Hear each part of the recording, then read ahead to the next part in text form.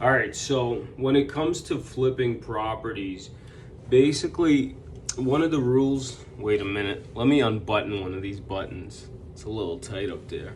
All right, so one of the rules that you may want to pay attention to when it comes to flipping properties, at least what I learned, is you have to look at a lot of properties. Not every property is a good flip, although there is opportunity in a lot of places.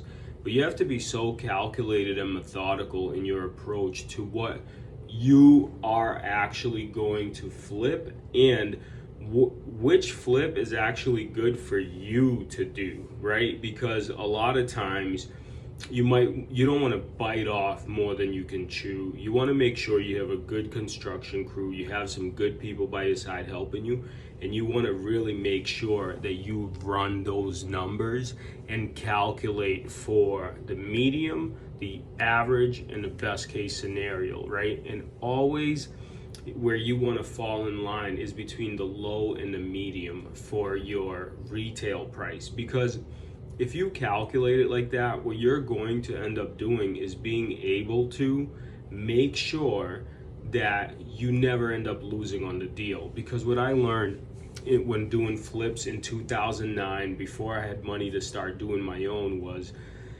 yeah, when things are great, they're great, but sometimes you can absolutely miscalculate your budgets, things that might go wrong with the city, just different things that could hold up the process, hold up the money, and then you don't get the return, and that's where all the problems come in. So they say you make your money when you buy, right? But you also have to be extremely selective in what it is you go after, what you buy, and make sure that you do a self check and you know, okay, these types of properties are good for me to renovate, and these types of things are not for me. And the better you can hone and know exactly what you're going after and what kind of renovations you're going to do, I think the better results you're going to have long term. And rule number one is don't lose money. So what you want to do is make sure you mitigate that. Rule number one, don't lose money. So to not lose money, you have to be very methodical and calculated.